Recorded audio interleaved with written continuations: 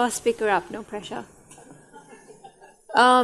So this is 7-year-old Bana Alabed. Has anyone ever seen her before? So she was live streaming from East Aleppo when there were no journalists around. Leave. Now it's okay. Oh, bombing.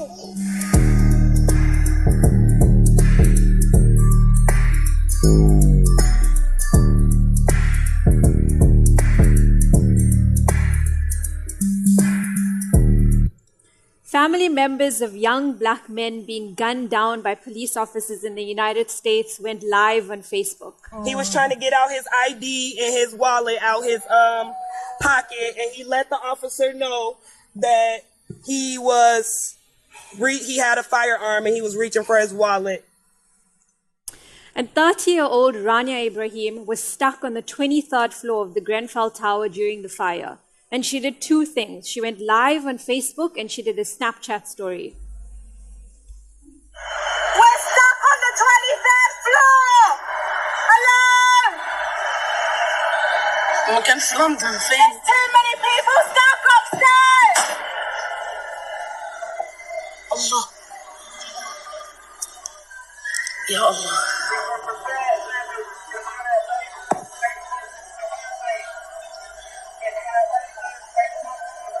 اللهم إنا نعوذ بك من موت الغفلة يا الله لا حول ولا قوة إلا بالله. سبحان الله مرة واحدة الواحد صحي على الأصوات الخبيت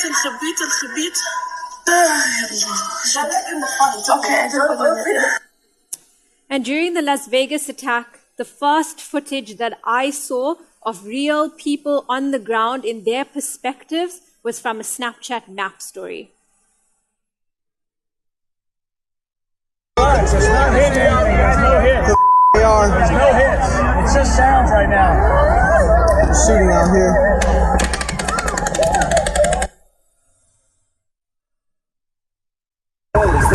Fine, you're fine. Stay right here. Yeah, wait. He's got to reload. Go. If you're going to go, go now. Hey, go. Run.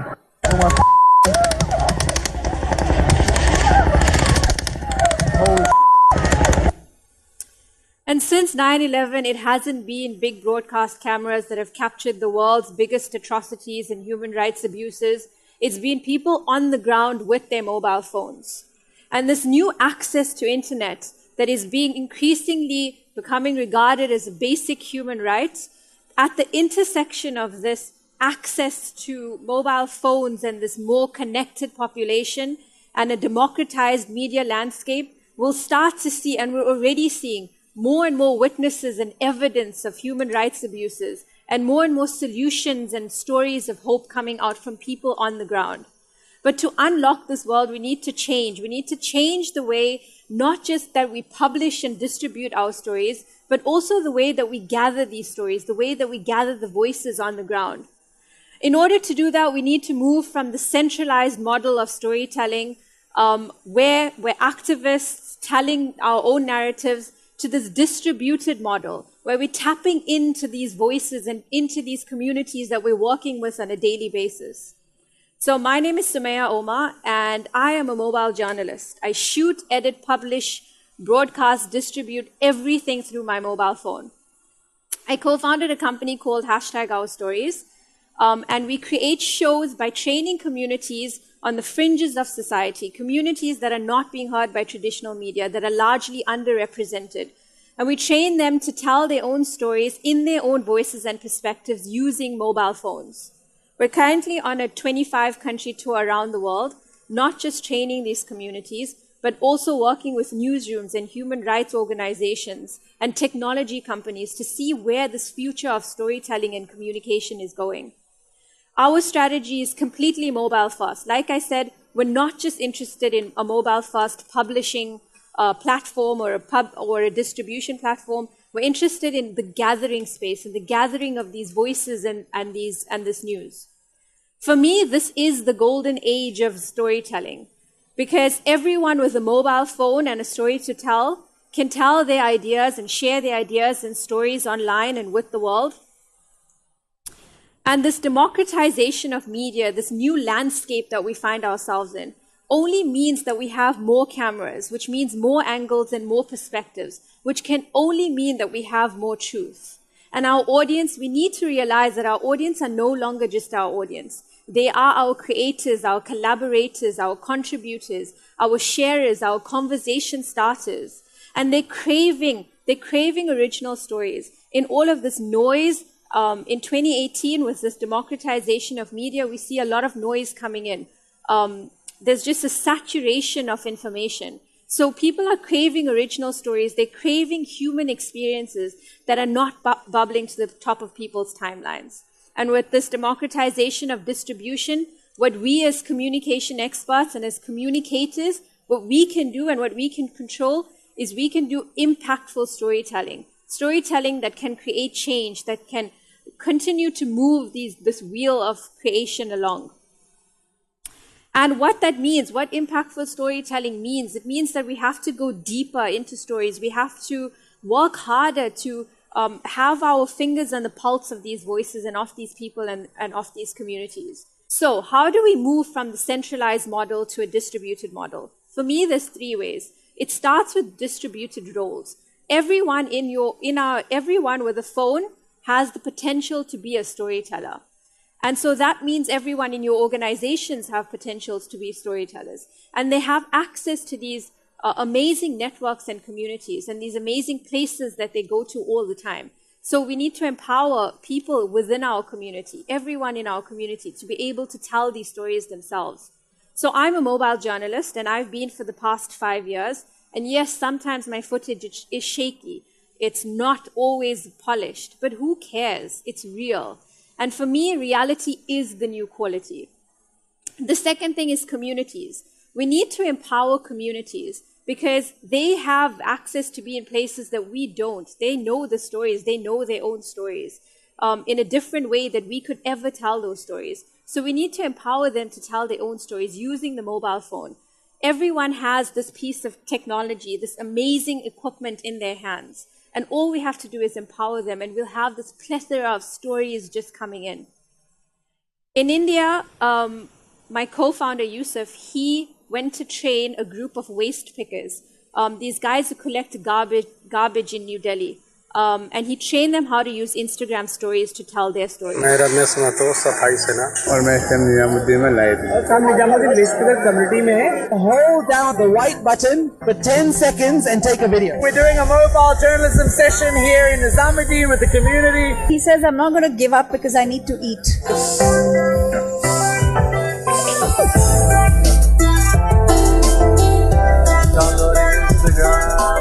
With a lot of waste pickers, teaching them Instagram stories so they can tell their stories. And for months afterwards, we heard absolutely nothing. And we just assumed that this training had completely failed.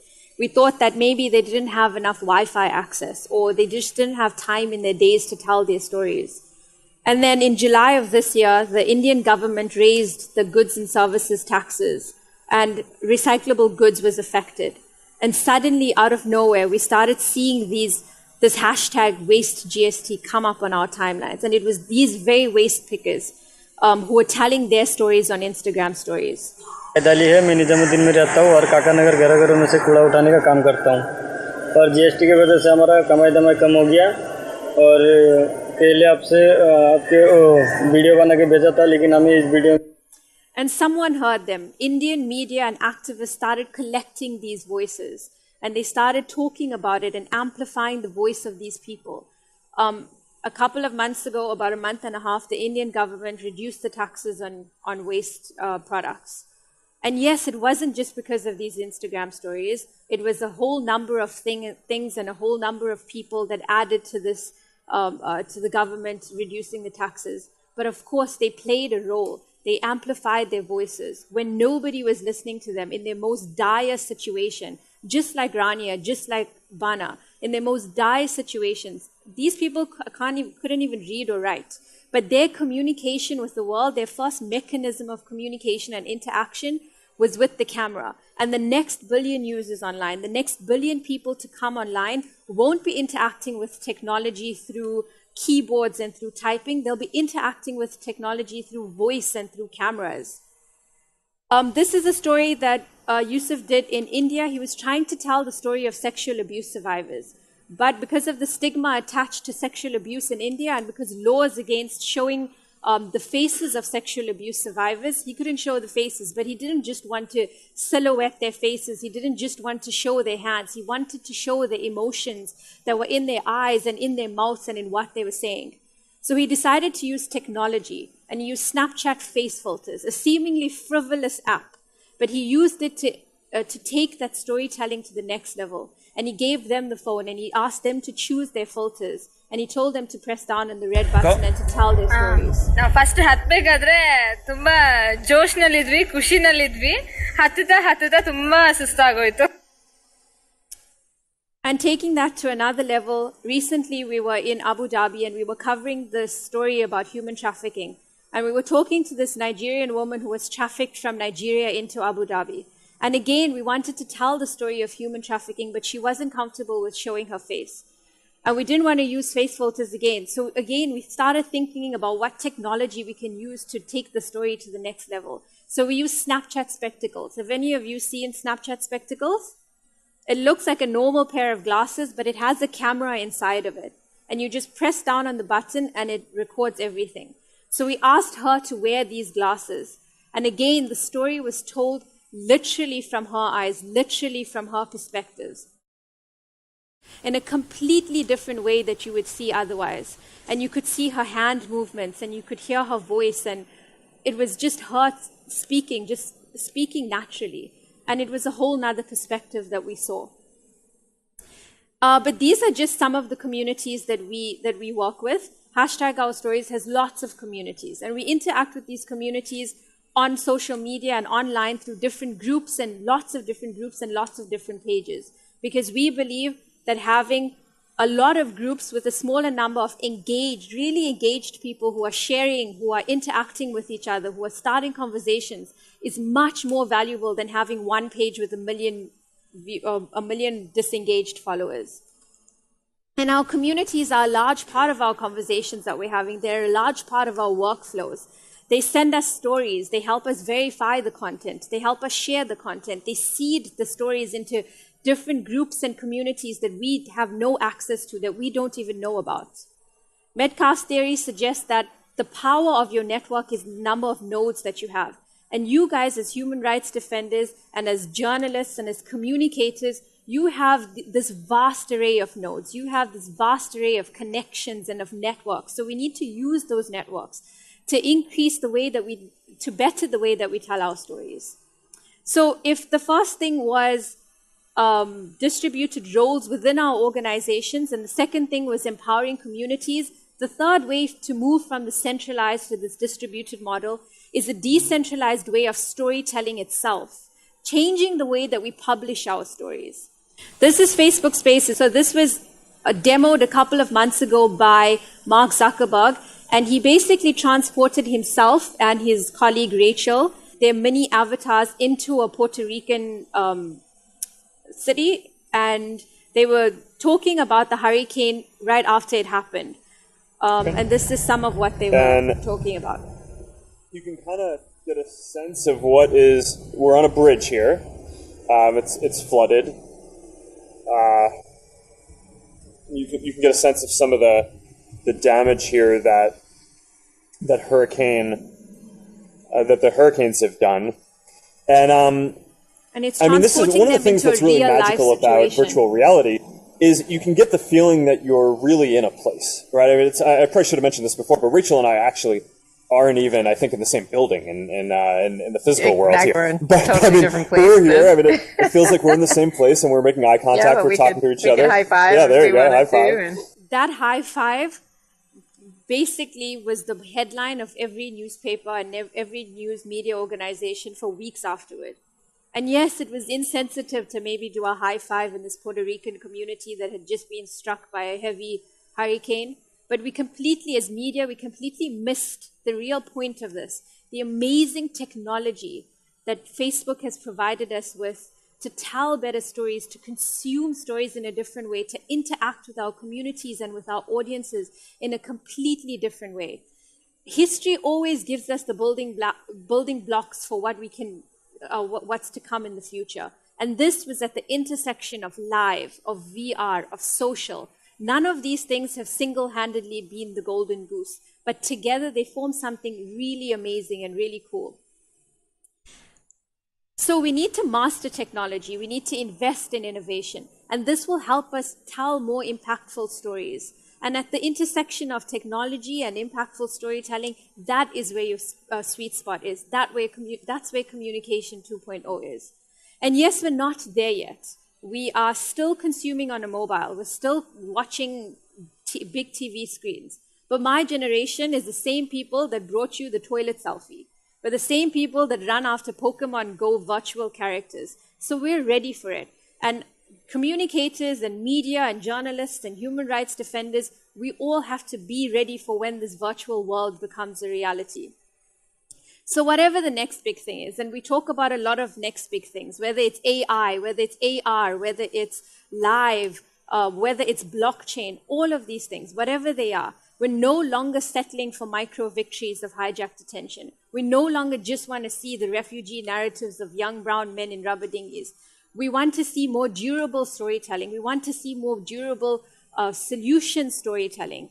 We don't just want to be chasing that 100,000 views on our videos and 1 million follows on our pages. We want something more than that. We want to create this witness relationship between our audiences and between our communities. And the only way we can do that is to create and to build these diverse, empowered communities that we already have access to. We're the next billion mobile users, and we won't be silenced. We're here to engage and inform. Empowering mobile storytellers to bring about reform. We don't need satellite trucks, and that's a fact. They're faster and cheaper than that. Good storytelling has always been about more voices. And mobile cameras simply means more choices. With more angles, perspectives, and truth than before. There's a different way of telling stories. We need to explore. Let's not ignore traditional media success, but surely we're better than this. Our stories are being drowned and the conversation has ended. Truth and trust have been lost, but mobile storytelling can mend it. Finding narratives in the noise, we don't need to conform. Let's identify languages lost in the storm. See, a lack of media diversity is what's really affecting me. We talk about fake news, but don't listen to enough real views. We know misrepresentation can lead to wars, so this is our cause. Hashtag our stories. What's yours? Thank you.